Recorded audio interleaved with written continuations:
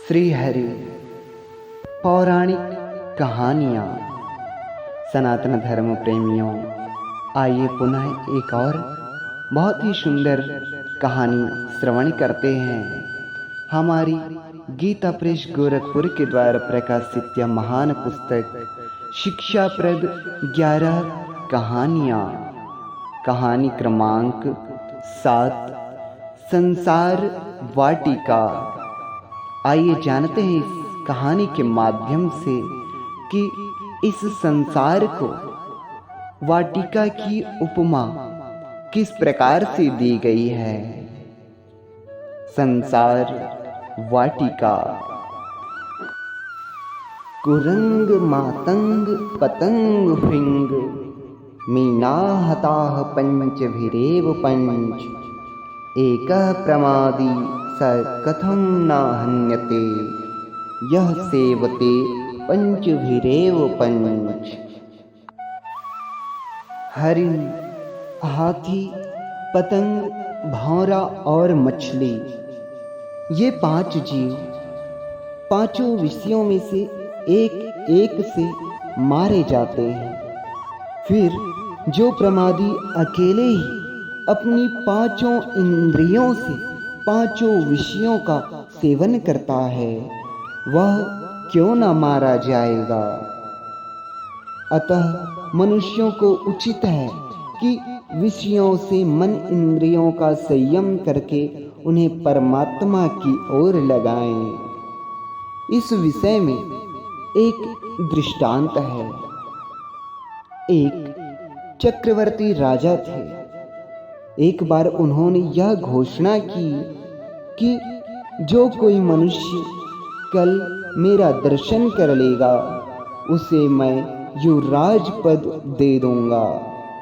मैं अपने जिस बगीचे की कोठी में निवास करता हूँ वह कल दिन भर सबके लिए खुला रहेगा।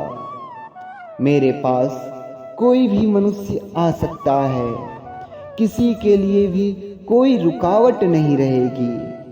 प्रत्येक मनुष्य को बगीचे में सैर करने के लिए केवल 2 घंटा समय दिया जाएगा। कोई भी व्यक्ति 2 घंटे से अधिक नहीं रह सकता। बगीचे में प्रवेश होने के बाद मेरे पास तक पहुंचने में तो आधे मिनट का समय ही काफी है, क्योंकि वहां की सड़कें बड़ी ही सुगम और सुलभ हैं। अतः जो मनुष्य नियत समय के अंदर मेरा दर्शन कर लेगा उसे तो युवराज पद दे दिया जाएगा, और जो बगीचे में ही रमता रहेगा उसे 2 घंटे समाप्त होते ही बाहर निकाल दिया जाएगा। यह घोषणा राज्य में सर्वत्र प्रचारित कर दी गई। फिर बात ही क्या थी, सब लोग प्रातः काल होते ही बगीचे में धड़ाधड़ प्रवेश करने लगे। बगीचे के दरवाजे पर ही प्रबंधकर्ता का निवास स्थान था। वह प्रबंधकर्ता जो भी व्यक्ति बगीचे के अंदर प्रवेश करता उसे एक टिकट दे देता था और उसकी एक नकल अपने पास रख लेता। इस प्रकार जो लोग टिकट ले लेकर भीतर जाने लगे, बगीचे में जाकर कोई तो नाना प्रकार के चमेली, केवड़ा, गुलाब के फूलों को सूंघते हुए शीतल मंद सुगंधित हवा में सैर करने लगे। कितने ही उनसे आगे पहुंचकर मेवा और मधुर फल तोड़ तोड़ कर खाने लगे।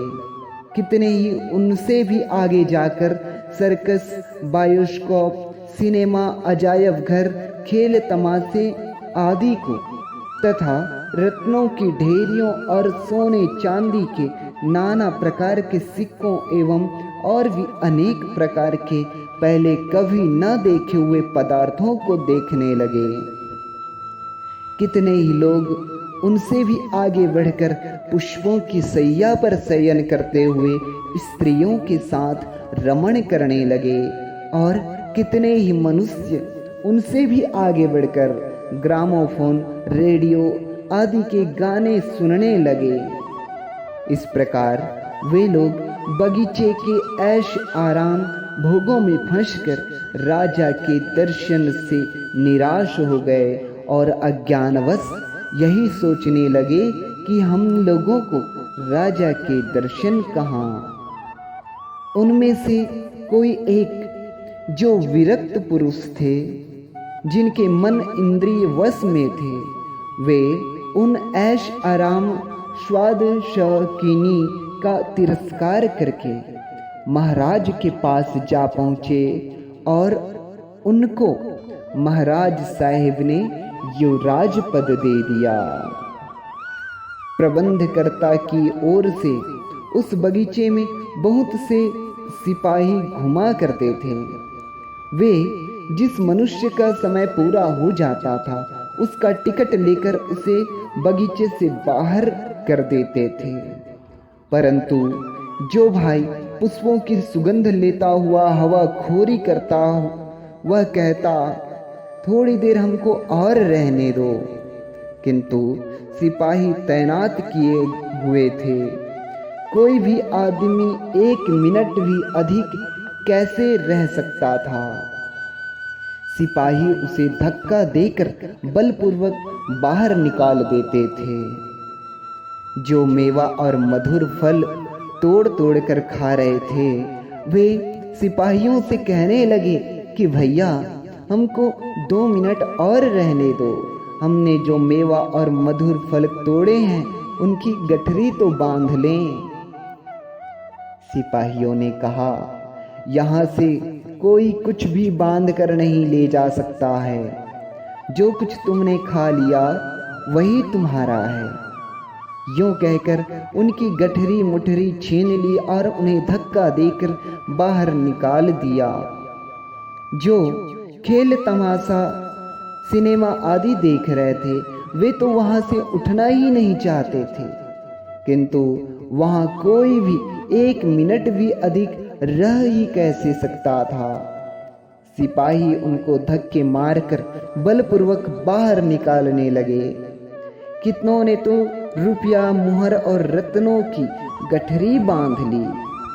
सिपाहियों ने पूछा, यह क्या है और तुमने यह गठरी क्यों बांधी है? उन्होंने उत्तर दिया कि इनमें रुपये मुहर तथा रत्न है, हम इनको अपने साथ ले जाएंगे। सिपाही लोग उन्हें डंडे मारने लगे और कहने लगे, मूर्खों, इनका तुम केवल दर्शन ही कर सकते हो।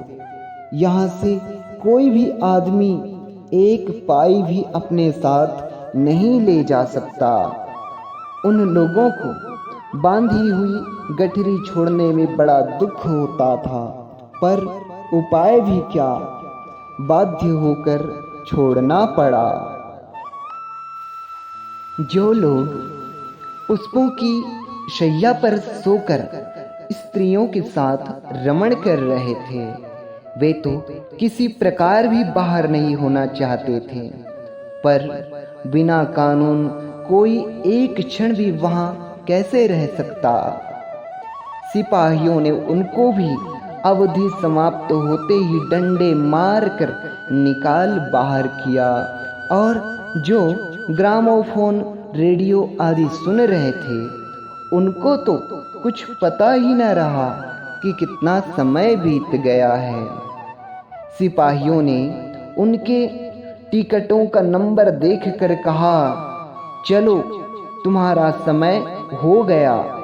सुनने वालों ने कहा, अरे भाई, यह गाना तो पूरा सुन लेने दो।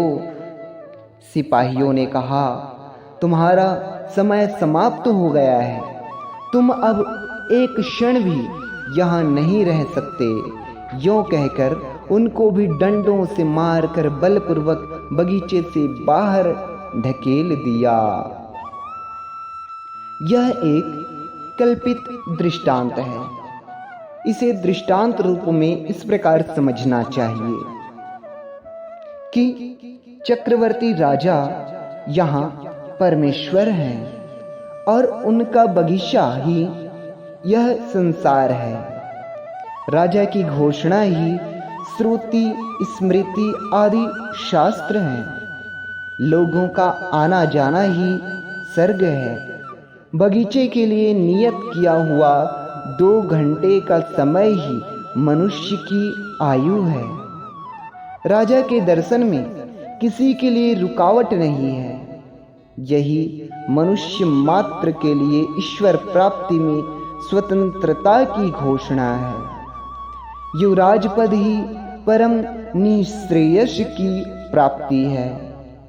सुगम और सुलभ सड़कों पर चलकर आधे मिनट में मार्ग तय करना ही भक्ति आदि उच्च कोटि के सुगम साधनों के द्वारा 6 महीने में ईश्वर साक्षात्कार का रास्ता तय करना है। प्रबंधकर्ता धर्मराज है। टिकट देना ही आयु देना है। टिकट की नकल अपने पास रखना ही आयु का हिसाब रखना है। बगीचे में प्रवेश करना और वापस बाहर जाना ही मनुष्य का जन्मना मरना है। बगीचे में प्रवेश करके जो पुष्प आदि का सुगंध लेते हुए हवा खाना है, यही यहाँ घ्राण इंद्रिय के वशीभूत हुए मनुष्यों का पुष्पमाला, इत्र, फुलेल, लवेंडर आदि की सुगंध में अपना समय बर्बाद करना है। बगीचे में जो मेवा और मधुर फलों का खाना है, वही यहाँ रसनेन्द्रिय के वशीभूत हुए मनुष्यों का भोजन आदि के रस स्वाद में समय व्यय करना है। बगीचे में खेल तमाशे आदि को देखना ही यहाँ चक्षु इंद्रिय के वशीभूत हुए मनुष्यों का नाशवान क्षणभंगुर आश्चर्यमय पदार्थों को देखकर अपने अमूल्य समय को नष्ट करना है। बगीचे में स्त्रियों के साथ पुष्पों की सैया पर रमण करना आदि ही यहाँ त्वचा इंद्रिय के वशीभूत हुए मनुष्यों का स्पर्श आदि के द्वारा स्पर्श करने योग्य नाशवान क्षणभंगुर पदार्थों का उपभोग करके अपने जीवन को खतरे में डालना है। बगीचे में ग्रामोफोन, रेडियो आदि सुनना ही यहाँ श्रोत्रेंद्रिय के वशीभूत हुए मनुष्यों का रस की बातों को सुनकर अपने जीवन के अमूल्य समय को बेकार नष्ट करना है। राजा के दर्शन से निराश होना ही यहाँ परमात्मा की प्राप्ति में श्रद्धा की कमी के कारण होने वाली साधन विषयक अकर्मण्यता है। बगीचे में सीधे ही राजा के निकट जाने वाला जो मन इंद्रियों का संयमी विरक्त पुरुष है, वही यहाँ परम साक्षात्कार रूप सिद्धि प्राप्त करने योग्य उच्च कोटि का साधक है। बगीचे में राजा का दर्शन करना ही भगवत साक्षात्कार और युवराज पद ही परम पद की प्राप्ति है। बगीचे में घूमने वाले प्रबंधकर्ता के सिपाही इस संसार में धर्मराज के दूत हैं। टिकट की अवधि का शेष होना ही यहाँ मनुष्य की आयु की समाप्ति है। बगीचे से लोगों को बाहर कर देना ही यहाँ मनुष्यों को यमराज के हवाले कर देना है। बगीचे में फलों की और रुपयों की गठरी बांधना ही यहाँ मरने के समय अज्ञान और स्नेह के कारण धन आदि पदार्थों का संग्रह करना है। इच्छा न होने पर भी उनको सिपाहियों का डंडा और धक्के मारकर बलपूर्वक बाहर निकाल देना ही यहाँ मरने की इच्छा न होने पर भी यमदूतों का बलात् यंत्रणा देते हुए यम के द्वार पर ले जाना है। बगीचे से मेवा, फल, रुपये आदि कोई भी पदार्थ साथ में नहीं ले जा सकना ही इस संसार के मेवा, मिष्ठान, धन, स्त्री, पुरुष आदि पदार्थों को यहीं छोड़कर जाना है, क्योंकि इस संसार की कोई भी किंचन मात्र भी वस्तु किसी भी प्रकार न तो आज के पहले किसी के साथ गई और न जा सकती है। इसलिए इन नाशवान क्षणभंगुर पदार्थों से और विषयों से वैराग्य पूर्वक मन इंद्रियों को हटाकर परमात्मा में लगाना चाहिए। इस प्रकार से यह संसार एक वाटिका की तरह है। यह उदाहरण देकर बड़ी विस्तार पूर्वक हमको समझाया गया है। नारायण नारायण नारायण।